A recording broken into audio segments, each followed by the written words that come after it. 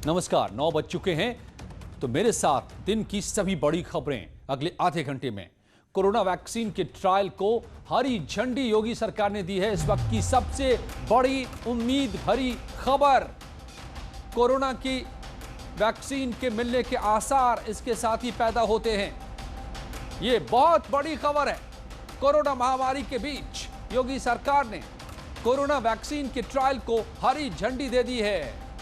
लखनऊ और गोरखपुर में इसका ट्रायल होगा। अगर ये सफल हो जाता है ट्रायल, तो यानी कोरोना की डर से छुट्टी।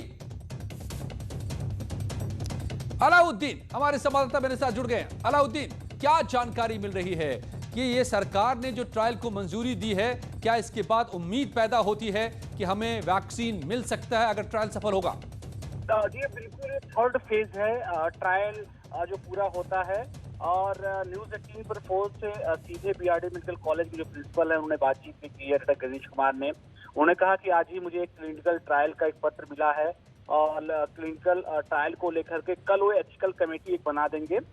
कमेटी में आमतौर से कुछ विशेषज्ञ डॉक्टर, समाजसेवी और वकील होते हैं। एथिकल कमेटी के रिकमेंडेशन पर ह्यूमन ट्रायल यानी इंसानों में उस वैक्सीन को किया जाएगा।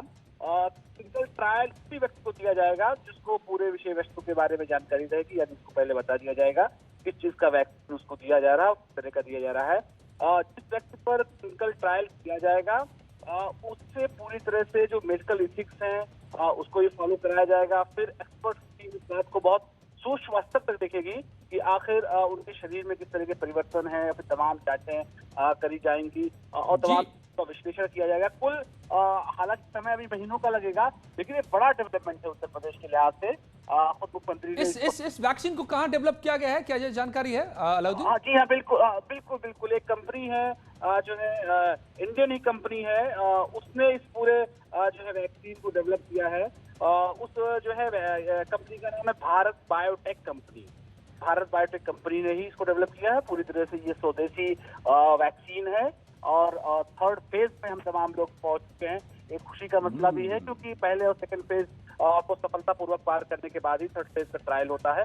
तो भारत बायोटेक कंपनी को पूरी सफलता मिली है और फाइनली एक लेटर ऑथोराइजेशन का जारी किया गया, उसमें भारत बायोटेक कंपनी का पूरा जिक्र भी किया गया है। एचडीपीजीआई लखनऊ को और बीआरडी मेडिकल कॉलेज के प्रिंसिपल जो गोरखपुर में मेडिकल कॉलेज है, इन दोनों लोगों को पत्र वहां रिसीव करा दिया गया है। कल जो है, जैसा कि प्रिंसिपल बीआरडी ने बताया, कल वो एथिकल कमेटी बनाए जाने को लेकर के चर्चा करेंगे। इसमें एक आईएमए का सदस्य, समाज सेवी, एक वकील, इस तरह से एक कमेटी बनती है एक्सपर्ट, ताकि कोई टेक्निकल दिक्कत ना आए, एक्सपर्ट जो पूरे रहेंगे।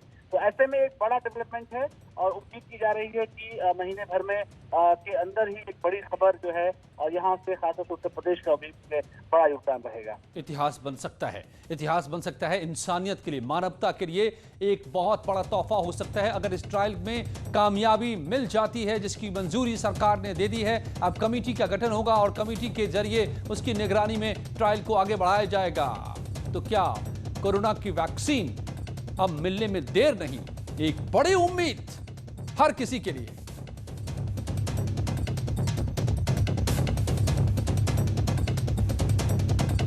सरकार ने ट्रायल को मंजूरी दे दी है।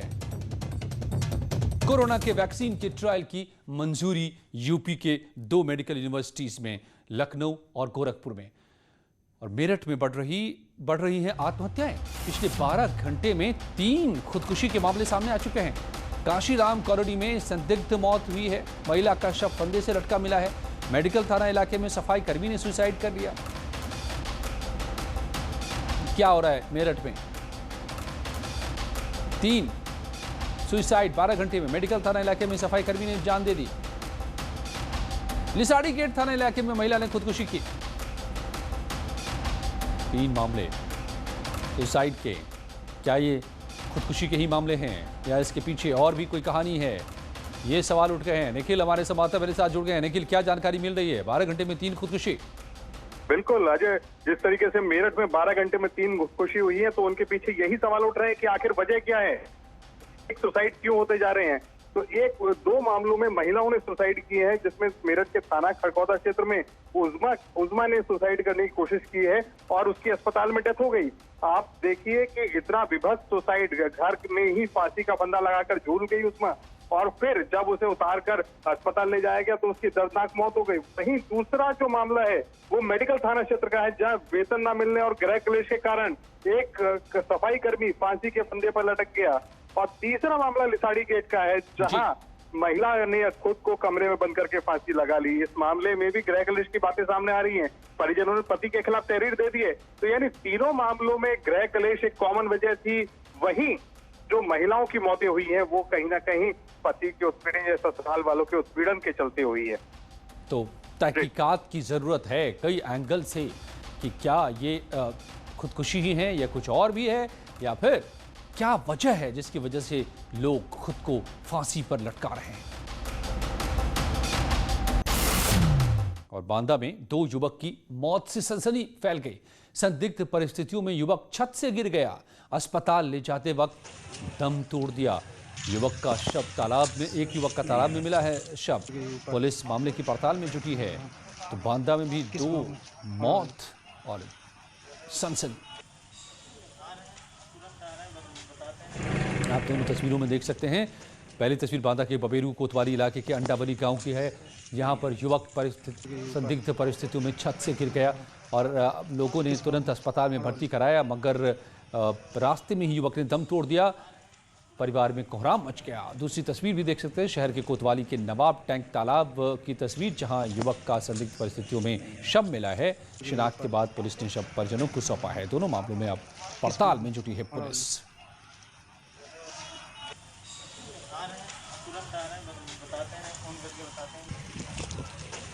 अंकित हमारे संवाददाता मेरे साथ जुड़े हैं। अंकित, क्या जानकारी अब तक मिल रही है इन संदिग्ध मौतों में?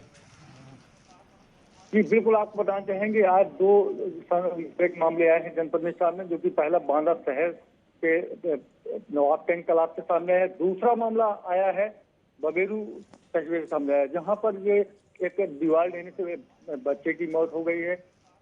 और उसके बाद ये बांदा शहर में तालाब में जो शव मिला है, ये युवक अपने घर से नहाने के लिए निकला था, लेकिन जब 24 घंटे तक इस युवक का कोई पता नहीं लगा, जिसके बाद परिजनों खोजबीन तलाश की, तो वहां स्थानीय लोगों ने एक तालाब में तैरते हुआ शव देखा और उसके बाद पुलिस को सूचना दी। पुलिस पूरे मामले की तफ्तीश में जुट गई है। शव को कब्जे को पोस्टमार्टम में भेज दिया है। फिलहाल पुलिस का कहना यह है कि अब तक कोई सही नतीजे पहुंच नहीं पाए। पोस्टमार्टम रिपोर्ट आने के बाद ही वजह स्पष्ट हो पाएगी मौत की। देखना होगा कि क्या सच्चाई उभर कर आती है। लेकिन 2 मौतों से बांदा में किस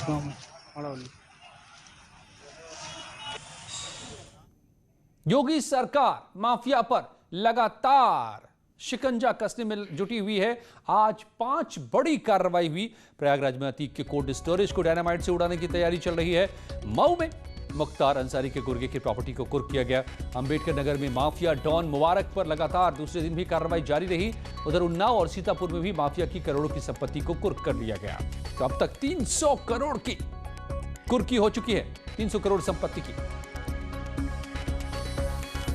और उधर वाराणसी में भी एक कार्रवाई सामने आई है। मुख्तार के गुर्गे मेराज के ठिकानों पर एक साथ 20 ठिकानों पर छापेमारी हुई।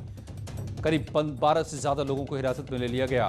बताया जा रहा है कि मुख्तार अंसारी गैंग का गुर्गा आपराधिक घटनाओं को अंजाम देता था और लूटपाट भी करता था। इसके खिलाफ कई धाराओं में मामले दर्ज हैं। तो दोनों तस्वीरें देखिए, ये वो शख्स मेराज जिस पर आप तमाम तरह के आरोप हैं, कई मामले दर्ज हैं और इसी के 20 ठिकानों पर पुलिस आज छापेमारी करती हुई वाराणसी में।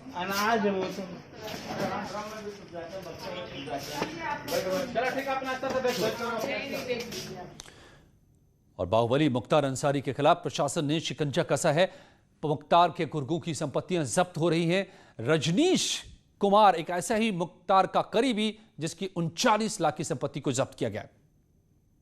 माफिया और बाहुबली मुख्तार अंसारी के खिलाफ योगी सरकार का एक्शन लगातार जारी है। मऊ में पुलिस और जिला प्रशासन ने मुख्तार के करीबी और हिस्ट्री शीटर रजनीश कुमार की 39 लाख की ज्यादा कीमत की जमीन को जब्त कर लिया है। ये जमीन मऊ के परदहा गांव में है। 2009 में हुए मन्ना सिंह मर्डर केस का नामजद आरोपी रजनीश सिंह मुख्तार गैंग का वांटेड अपराधी है। रजनीश कुमार पर कार्रवाई गैंगस्टर एक्ट के तहत की गई है। रजनीश कुमार को मुख्तार अंसारी और उसके गिरोह के मुख्य शरणदाता और आर्थिक मददगार के रूप में माना जाता है। पुलिस के मुताबिक किसी भी वारदात के बाद रजनीश कुमार गैंग के लोगों को छिपाने या उन्हें मदद करने में बेहद सक्रिय रहता था। मुख्तार और उसके करीबियों के खिलाफ पिछले 3 महीने में सरकार ने दर्जनों एक्शन लिए हैं। अब तक कुल 21 करोड़ 4,41,500 रुपए की चल या अचल संपत्तियों को जब्त किया जा चुका है। इनमें गाजीपुर, मऊ, वाराणसी और लखनऊ में मुख्तार या उसके करीबियों की संपत्ति है। मंगलवार को पुलिस ने एक साथ 42 जगह पर छापेमारी कर मुख्तार गैंग से जुड़े कई लोगों पर कार्रवाई की थी। महोबा में एसपी कार्यकर्ताओं ने प्रदर्शन किया। एसपी के प्रतिनिधि मंडल को रोकने पर यह प्रदर्शन हुआ। दरअसल इंद्रकांत त्रिपाठी के परिवार से मिलने जा रहा था ये समाजवादी पार्टी का प्रतिनिधि मंडल। पुलिस ने इन नेताओं और कार्यकर्ताओं को गिरफ्तार कर लिया। विस्फोट व्यापारी इंद्रकांत त्रिपाठी की पिछले दिनों हत्या हुई थी और इसी को लेकर लगातार यहां सियासी दलों का जमावड़ा लग रहा है। कांग्रेस और अब समाजवादी पार्टी पूरी तरह से मैदान में सियासत के लिए।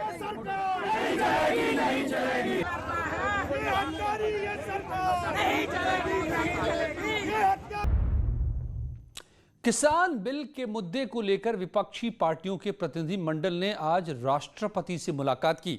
एसपी सांसद रामगोपाल यादव ने कहा कि अगर किसानों की मांग पूरी नहीं होती है तो सड़क से लेकर खेत तक हर जगह आंदोलन होगा। रामगोपाल यादव है हमारे साथ बात करने के लिए। सर, जिस तरह से किसान बिल को लेकर राष्ट्रपति के पास विपक्षी पार्टियां गई हैं, भले ही मांग जो है आप लोगों की, सरकार और आप आमने सामने है, क्या लग रहा है अब आगे का क्या रुख होना चाहिए? आगे पूरे देश में आंदोलन होना चाहिए किसानों का, और राजनीतिक दल सब लीडरशिप उनकी इसको समर्थन दे और खुद उसमें शामिल रहे। क्योंकि अभी जैसे गुलाम नबी आज़ाद जी ने बताया कि उन्होंने कहा कि ये पूरा बिल जो है वो असंवैधानिक है जिस तरह से राज्यसभा में पास हुआ है।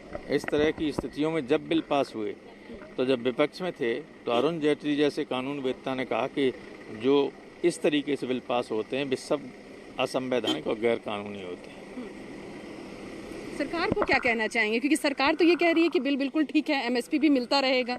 ऐसा है कि सरकार से, आप तो पत्रकार हैं, उत्तर प्रदेश के किसी किसान से ही गाजियाबाद वगैरह में मक्का बहुत होती है। ये सीजन है अभी। पिछली बार 2200 रुपया, जब ये ऑर्डिनेंस नहीं आया था, 2200 रुपये बिक रही थी। अब इन्होंने कल इसकी एमएसपी की है 1840 रुपया, लेकिन बिक रही है 1000 रुपया। अगर ये सही हैं तो किसानों को एमएसपी दिलवाएं, अभी नहीं दिलाएं। मैं खुद किसान हूँ, मैंने रखी हुई सब मक्का। महेंद्र सिंह तोमर मिलेंगे तो कहेंगे भाई हमारी मक्का बिकवा दो, भिंड में ही बिकवा दो। कैमरा पर्सन सोनू के साथ रंजीता झा, न्यूज़ 18 नेटवर्क। और चीन का पिछलग्गू बना नेपाल अब चीन की दादागिरी को भुगत रहा है, क्योंकि चीन ही में अब नेपाल के भीतर ही चीन की दादागिरी का विरोध शुरू हो गया है। देखिए किस तरीके से लोग सड़क पर उतर आए हैं। नेपाल के हुमला इलाके में चीन के 9 बिल्डिंग्स बन रहे हैं और इसको लेकर चीनी नागरिक सड़क पर उतर आए विरोध में। चीनी दूतावास के सामने जमकर प्रदर्शन किया कि हमारी जमीन पर कब्जा मत करो, गो बैक चाइना, ये लिख रखा है सबने, जो हाथ में पट्टियां लेकर खड़े हैं, प्रदर्शन कर रहे हैं नेपाली नागरिक, गो बैक चाइना का नारा लगा रहे हैं। हाथों में बैनर लिए नेपाल के लोगों ने चीन के अतिक्रमण पर रोष जताया है। एक और नेपाल के पीएम केपी ओली चीन से दोस्ती की नई पींगे बढ़ा रहे हैं, वहीं उनकी जनता अब चीन विरोधी नारे लगा रही है। और कोरोना से सुरेश अंगड़ी का 65 साल की उम्र में निधन हो गया है। ये खबर, रेल राज्य मंत्री सुरेश अंगड़ी का निधन कोरोना की वजह से, 65 साल के थे। दुखद खबर, रेल राज्य मंत्री सुरेश अंगड़ी का कोरोना से निधन हो गया है। इस वक्त यह खबर निकलकर दिल्ली के एम्स में चल रहा था इलाज। और भारतीय क्रिकेट टीम के स्टार बल्लेबाज रोहित शर्मा को JKLC सिक्सर सीमेंट ने अपना ब्रांड एम्बेसडर बनाया है। हिटमैन रोहित शर्मा अब जेकेएलसी सिक्सर सीमेंट का विज्ञापन करते आपको नजर आएंगे। जेके लक्ष्मी सीमेंट के मुताबिक अपनी जबरदस्त बल्लेबाजी और सिक्सर्स के लिए मशहूर रोहित शर्मा ब्रांड सिक्सर के लिए एक सहज और स्वाभाविक फिट हैं और जेकेएलसी सिक्सर सीमेंट के लिए आदर्श एम्बेसडर हैं। हेलो दोस्तों, मैं रोहित शर्मा। आज आप मुझे जेकेएलसी सिक्सर सीमेंट ब्रांड से जुड़ने में बेहद खुशी हो रही है, क्योंकि आप सबको पता है कि तालियां तब पड़ती है जब सिक्सर पड़ती है। इस ब्रांड ने अपनी पावरफुल परफॉर्मेंस से मार्केट में नई पहचान बनाई है। कोविड-19 ने लोगों की जिंदगियों और हर तरह के कारोबार को बेहद बुरी तरह से प्रभावित किया है। देश के हजारों टू व्हीलर मैकेनिक भी इस महामारी के बीच जैसे तैसे अपनी जिंदगी को पटरी पर लाने की जद्दोजहद में जुटे हैं। उन्हें हमारी मदद की सख्त जरूरत है। इसी के मद्देनजर कैस्ट्रॉल एक्टिव ने नेटवर्क 18 के साथ मिलकर एक खास मुहिम की शुरुआत की है, #प्रोटेक्ट इंडियाज इंजन। इस पहल के जरिए स्किल इंडिया की पहचान, हमारे मैकेनिक्स की मदद की जा सके और उनमें एक बेहतर भविष्य की उम्मीद जगाई जा सके। हमारी इस मुहिम में आप भी हाथ पटाएं। 7574003002 पर मिस्ड कॉल करें या www.protectindiasengine.com पर लॉगिन करें। आपका संकल्प हमें इस मुहिम को दूर तक ले जाने में मदद करेगा।